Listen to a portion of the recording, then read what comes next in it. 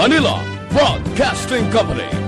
Sa balita, komentaryo, isyu, serbisyo publiko. Aksyon Radio! Sa Bacolod, Aksyon Radio! Aksyon Radio!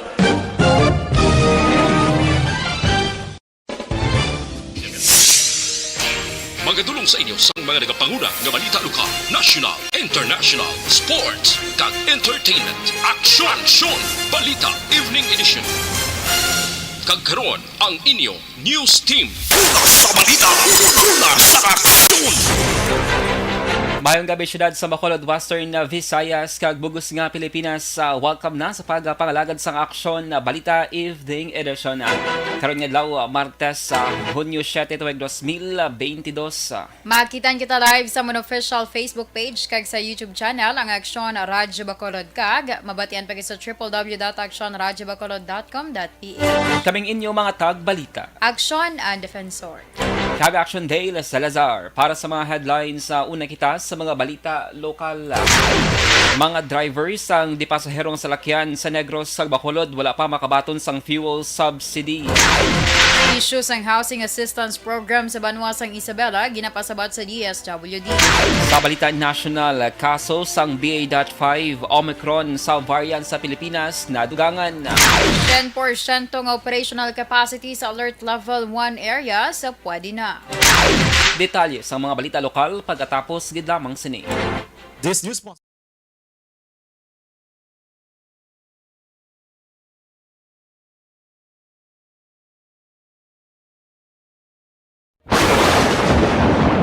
ang elementary nga evacuation center na concern din baha man. Uy, dati pinagamat-amat kumansaka ang tubig. Actually, ko po Yung medyo mataas na ang tubig, so ginaulat natin nga Pasiwag nga nag-traffic to or nag-traffic dito sa sulod ang Mang continuous range ang nag-isang sa factor sa pagsaka sa sining tubig sa subong. Ang Pilipinas sa mayroon sa early warning system para mahibaluan ang lakas ng panahon.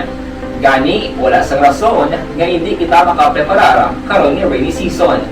Yari ang pila ka mga action tips nga dapat mo may baluan. Kung nagapuyo sa lugar nga masabi ginabaha, mag-monitor sa balita para Mayong gabi sa mga ka-action namon and welcome na sa evening newscast, especially sa mga netizens online, sa mga nakatune in subong sa aton sining Facebook live sa DYAZ Lakitman, sa Action and Defensor nga Facebook page kag Action Dale Salazar. Good evening ladies and gentlemen. Post yan. I-announce ko na Action and after newscast sa mga 6:35 PM to 6:40 PM, ma-announce kita sang two winners sa aton sining online giveaway. So ma-Facebook live lang kita, very quick lang gid, no, kay may kantuan pa. Very quick lang gid Action and so quickie lang yun siya, very quick lang yun siya, as in quick lang gid. Sulit-sulit. Para at least nasigay wala na durugan mo para ang mga wala pa nakakaon sa McDonald's Forbes Hill, makamatamat sila diretso to Action and buwas da yun pwede na ma-claim ang ilas ning premyo. Two winners ang 500 pesos worth of food voucher. Naka-double cam kita subong Action ana, malipat ka mo lang. Naka-double cam kita subong sa aton sining Facebook live. Good evening lang kay Aljan Joy Assember. By the way, we have 20 entries so far. So duwa dira ang aton sining lucky winner. So wala kita sang duplication sang bagadaog later sa aton sining Facebook live. Lain. Action an? Basta may share ka sa 10K mo iwanan. Kasi wala na nga 10K. Wala ko daya labot yan. Iba, nandito mo action an, may mo bata promo. Alam mo lang Action Dale. Wala ganda, basta 100 Gcash lang. Gupang dalay, gabi mo yan. Sige, padayon lang sa pag-comment sa inyo sining mga greetings. Kung may mga nag-celebrate dila sang birthday, kag gusto niyo magpa-shoutout kay Action An, comment lang si Joshua Bellas, actually naka-monitor, salamat Gade, kag si Madam Ana Senoro, good evening dila sa inyo. Yes, iban pag natin yung mga ka-action nga nag-monitor sa siniyang gabi, mayong gabi, no, sa, yun ako to, nag-loading ko di Action Dale, nailangin. Ay, ko na danay. Oo. May nag-comment daw ka, madam, pa sa outfit mo, madam. Okay, madam, ginasay. Gin muna ni Action na ang imo sining outfit. sa balita, una sa aksyon.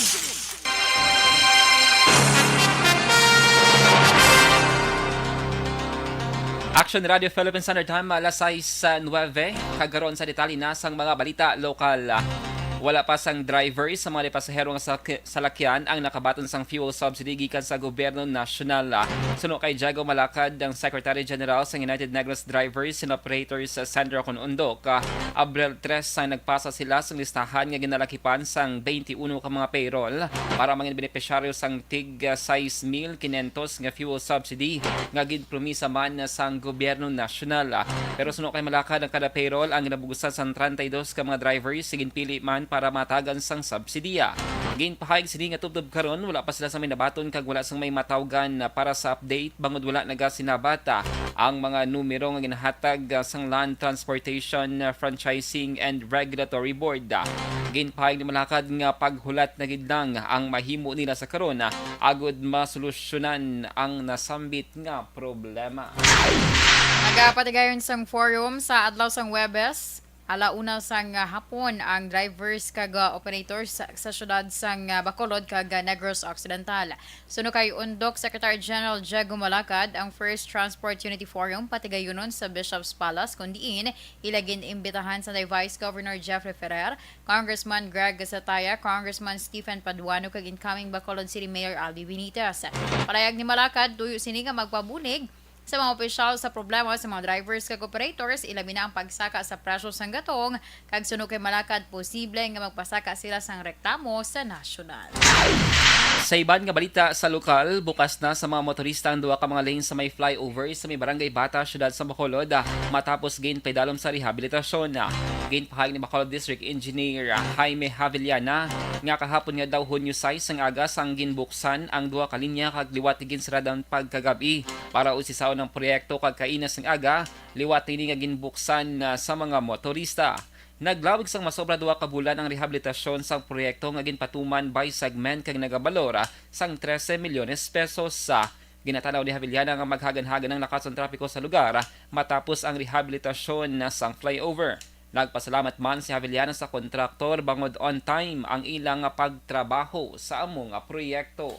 Kahapon nag-open at June 6 ako sa gabi check lang nila daw gin-close na kay gin-check nila kung kamusta na ang passage sang sang traffic babaw sa flyover. So sinasaga gin-open naman nila.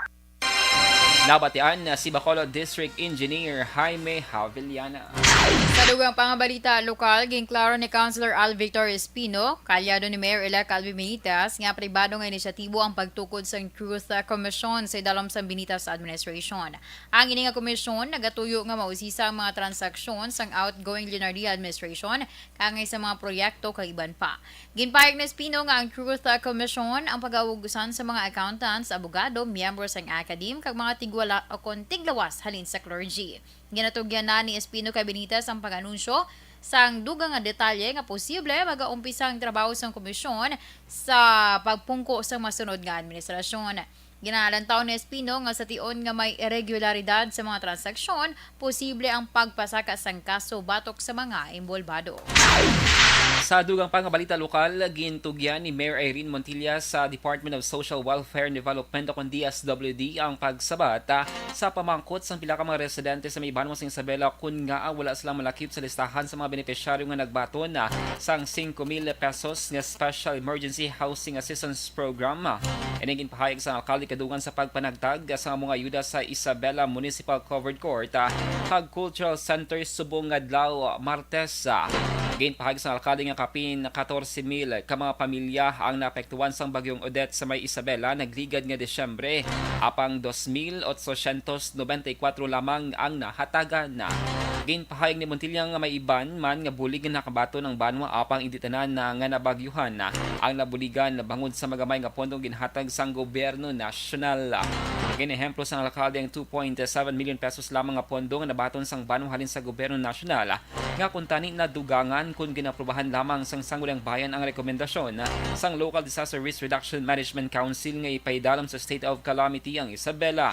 Sa kabugusan, 91 milyones pesos sang ginpain sa National Housing Authority para sa mga biktima sang bagyong Odette sa Negros Occidental. 14.4 million pesos ang ginhatag sa Banwa sang Isabela. Sa katapusan nga balita, lokal luyag ipasiguro ni incoming Isabela Vice Mayor Juan Miguel Montilla nga mangin maayo ang iya paglumalaw sa Banwa sa pagsugod sang iya nga pagpangalagad. Ini ang rason ni Montilla kung nga gusto niya magtuon sa kurso may kangtanan sa legislation. Suno kay Montilla, tinguan niya nga mahibaluan ang tanan nga pamalakad sa gobyerno, ilabi ng papel sang isa ka vice alkalde. Gusto man sini nga mangin bukas sa mga kaupod niya sa konseho, ilabi na sa mga konsihal nga yara na sa posisyon. Iya man din pa siguro ang insakto nga pag-alokar sang pondo sa Banwa kag paghatag sang patas nga serbisyo. Ang vice alkalde amo ang responsable sa pag-preside sa Sangguniang Bayan o kon Municipal Council. Una sa balita, una sa aksyon. Action Radio Philippines Standard Time alas 6:14. Kalabanan subong sa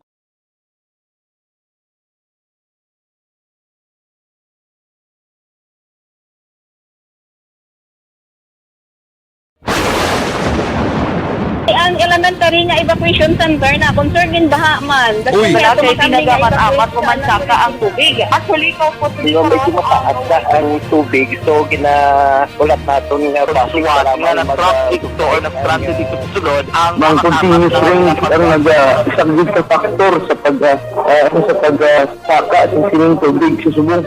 ang Pilipinas sa mayroon sa early warning system para mahibaluan ang lakat sa panahon. Gani, wala sa rason nga hindi kita makapreparar karon ni rainy season. Yari ang pila ka mga action tips nga dapat mo may baluan. Kung nagapuyo sa lugar nga masabi ginabaha, mag-monitor sa balita para sa anunsyo sang pag-asa sa lakat sang panahon.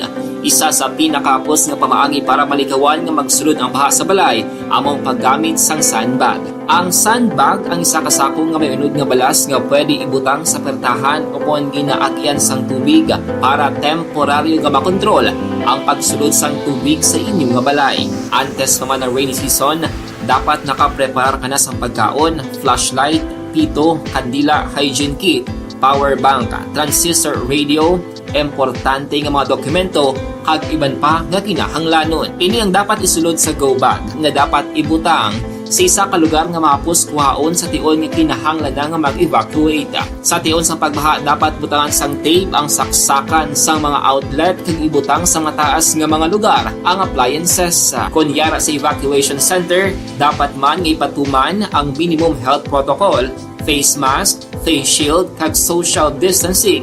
Batok sa COVID. Sa panahon sa tigululan, dapat man proteksyonan ang ikaayong lawas batok sa pila ka mga masakit. Kang isang dengue, leptospirosis, cholera, typhoid fever, hepatitis A. Nagpanugyan man ang DOH kay pabili ng proper hygiene kay pag-inom sang limpyo nga tubig. Lutuon sang husto ang pagkaon para malikawan ang contamination. Maghugas sang kamot antes kag pagkatapos ang kaon kag matapos nga mag-usar sang banyo. Likawan man ang paglangoy o kon pagtubog sa baha. Kini sa Action Dale Salazar para sa Action Tips nga nagapahanong nga maghalong sa tanan nga tion. And the winner for Digital Storytelling Best Social Media Video is John Dale Salazar, Bacolod, Aksyon Radyo Bacolod, Nurse, DHW, kag iban pa. Magluwas sa mga frontliners nga nagarisgo sang ila kabuhi sa sulod sang hospital. Nagakaangay man nga tagan naton sa pagkilala ang mga frontliner nga nagatrabaho sa sulod sang isolation facility. Ang mga doktor kag nurse nga nagarisgo man sang ila kabuhi sa pagtatap sa mga asymptomatic kag mild COVID cases. Ang mga barangay health workers nga gin-assign sa isolation facility, mga cook nga nagaluto sa mga pagkaon sa mga COVID positive. Ang extraction kag disinfection team sang syudad. Ang mga utility personnel nga nagakuha sang basura sang mga pasyente. Ini ang mga frontliners kag nakit-an ko ang ila sakripisyo. Apisar sang manubo nga sweldo o kun allowance halin sa gobyerno. Ako si Action Dale, COVID positive sadto. Naka-recover sa masakit bangod sa bulig sang sini nga mga tawo. Madamo gid nga salamat sa tanan nga frontliners.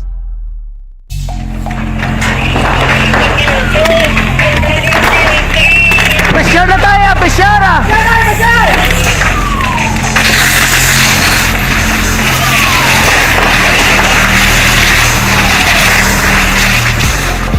Every day is Fire Prevention Day. Gani importante nga maihibalo kita kung paano malikawan ang sunog. Yari ang pila ka mga action tips angot sa fire prevention. Sa tion nga maghalin sa balay, siguraduhon nga naka-unplug ang tanan nga saksakan. Likawan ang octopus connection o kung ang pagsaksak sang madamo nga gamit sa isa ka outlet. Dapat wala man sang overloading sa mga saksakan kag lantawon kung masarangan ang mga appliances nga nakasaksaka. Likawan ang mga substandard nga kagamitan. Hindi pag i-charge ang gadget overnight kaang isang cellphone. Taguon ang mga posporo, lighter, kag iban pa nga flammable materials sa mga kabataan. Ag siguraduhon man nga malayo ini sa kalan. Siguraduhon man nga wala nagalik ang inyong nga LPG. Sa isa ka business establishment, dapat mayara sang fire extinguisher kag dapat nakahibalo ang tanan sa pag-usar sini. Hibaloon man ang expiration date sang fire extinguisher kag i-refill kung expired na. Magpreparar sang fire exit plan laki padiri ang emergency exit o kung ang lugar nga wala sang harang nga pwede guwaan sa tion sang sunog. Dapat nakasave sa inyong mga cellphone ang mga emergency numbers nga pwede tawagan sa tion sang emerhensya. Kung nagakalayo ang imong lawas, himuon ang stop, drop kag roll para malikawan ang sunog. Nagakinahanglan ini sang partisipasyon sang publiko. Kung nakahanda kita sa mga kalamidad, dapat preparado man kita sa sunog. Ini sa Action Dale Salazar para sa action tips nga nagapahanumdom nga maghalong sa tanan nga tion.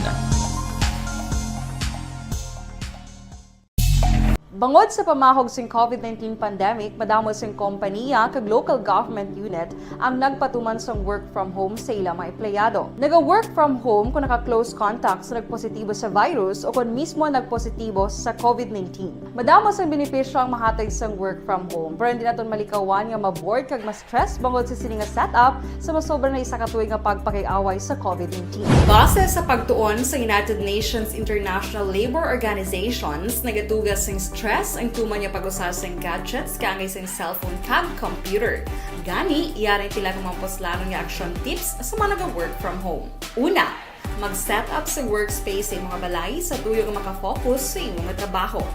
Ang workspace ay hindi kinahanglan nga dako nga kwarto, ang importante, komportable ka sa imong trabaho. Matapos ang pila ka oras nga nagapungko ka mag-computer, dapat may tion nga mag-stretching agud malikawan nga ma-strain ang imong likod o kon liog. Time management. Manghimo sa imong time schedule kag mga talapuson nga trabaho para mangin organisado. Magkaon sa husto nga tion, labi na ang pamahaw kag pilion mga pagkaon nga maka-boost sa imong memory, concentration kag alertness kaangay sa pumpkin seeds kag dark chocolate. Kung mayara sa mga online meetings, advance sa ipahibalo sa imong mga upod sa balay, agud malikawan ang mga disturbo. Ang pigaw nga internet connection ang makatugas sa stress, gani ipreparar ang backup kaangay sa ibang network na may maayong signal para sa mobile data. Take a few breaks. Ini sa tuyo nga hindi ma-drain ang imong brain, maghampang sa imong pet o kung magpumatit sa music. Sa tion nga may concern kag problema, ipabalo sa imong team leader o kung sa boss para masolusyonan. Sa work from home nga setup, ikaw ang may uyat sa imong nga oras. Makasave ka sa plete, makasave ka sa pagkaon, makasave ka sa kwata, kag makaupo no pa ang imong pamilya. Ang work from home ay may madamo nga hangkat, pero mas madamo sa gihapon ang mahatag nga benepisyo. Ini si Action Dorel Cabato para sa Action Tips, una sa balita, una sa aksyon sa Bacolod, Aksyon Radio. Good day everyone! Ako balik si Ann Defensor of Action Radio Bacolod. Kag subong sa 5 years na ako nga nagatrabaho for Action. And nagapasalamat ako syempre sa management sa sining ako nga trabahuan bangod sa ilang paghatag ban bulig sa akon agud nga mas nga mapa-improve ang akon iyang ikasarang sa patag sa Action Radio Philippines Standard Time na size 23. Kagkaroon sa detalye na sa mga nagapangulang balita national. Nadugangan sang 3 ka mga kaso sang mas makalalaton nga Omicron sa variant BA.5 ang Pilipinas sa pinakaulihing genome sequencing. Suno kay Health Undersecretary Maria Rosario Vergere, duwa sa mga pasyente ang gikan sa may Calabarzon, samtang ang isa ang padayon pang gina-verify pero ini ang fully vaccinated. Isa sa bagong nga kaso ang halin sa Calabarzon ang unvaccinated, samtang ang isa pa ang padayon pa man nga gina-verify ang vaccination status. Ginpahayag sang DOH nga tanan nga pasyente ang ginakabig na nga recovered pero ginausisa ang mga simptomas nga ila na eksperyensyahan lakip man ang ilang nga close contacts. Samtang na-detect man ang dugang nga 7 ka kaso sang BA.2.12.1 sa 190 ka mga samples nagdigad nga Hunyo 6 kagidatipon pa man sang DOH ang ilang mga impormasyon. Tugutan na sang Interagency Task Force kung IATF ang 100% operational capacity sang tanan nga mga establishmento ngayon sa mga lugar nga ginpaidalom sa Alert Level 1. Sunod kay Acting Presidential Spokesman Martin Andanar, ginamyandahan sang National IATF ang guidelines para sa mga lugar nga napaidalom sa Alert Level 1. Sa diin, ang tanan nga establishmento kag mga aktibidad ang pwede na magka-operate sa 100% capacity apang kinahanglan nga magpresentar sa proof of full vaccination antes magpartisipar sa mass gatherings o kung magsulod sa indoor establishments. Ang desisyon sang IATF angod sa bagong guidelines ginhimo sa tung Hunyo 4, 2022. Sa iban nga balita national, ginanunsyo sang militar sa Maguindanao nga ilan na neutralize ang local leaders sang Islamic State o kung IS. Sa report sang Joint Task Force sa Central ang ginpadala kay Lieutenant General Alfredo Rosario Jr., ang commander sang Western Mindanao Command, ginpahayag nga napatay si Dul Fatah Omar Ali Mude alias Abu Huzaifa sa special operations sang Lunes nga daw kung kahapon Hunyo 6 sa may Datu Saudi sa may banwas ang Ampatuan. Ang operasyon ang ginpadagan sang 601st Infantry Brigade, 40th Infantry Battalion kag intelligence unit sa may crossing Salvo Barangay Poblasyon sa may Datu Saudi Ampatuan. Sunod sa otoridad ang napatay ang ginapatihan spokesperson sang IS East Asia. Base sa intelligence report, si Abu Huzaifa ang in-charge man sa financial transaction sang Daula Islamia Philippines sa Central IS leadership. Tugyan na sa kay President-elect Ferdinand Marcos Jr. kung ipabilin o kung ilisan ang It's More Fun in the Philippines nga slogan sang Department of Tourism. Suno kay Frasco, interesado si Marcos nga payuhan ng overall tourist experience sa Pilipinas sa domestic man o kung foreign tourism. Dugang pa ni Frasco nga agod na pa siguro ang recovery sang tourism sector nga naapektuhan sang COVID-19 pandemic, kinahanglan sang gobyerno nga mag-invest sa pagpaayos sa mga infrastruktura kag pagpahapos ang access sa mga tourist sites. Action Radio Philippines Standard Time na size 26. Inyo na batian ang kabugusan nga mga balita sa Action Balita Evening Edition. Karon nga adlaw Martes sa Hunyo 7, 2022 sa luwat kaming inyong mga tagbalita. Action ang Defensor Lisa. Tag-Action Dale Salazar, una sa balita, una sa Action sa Bacolod Action Radio.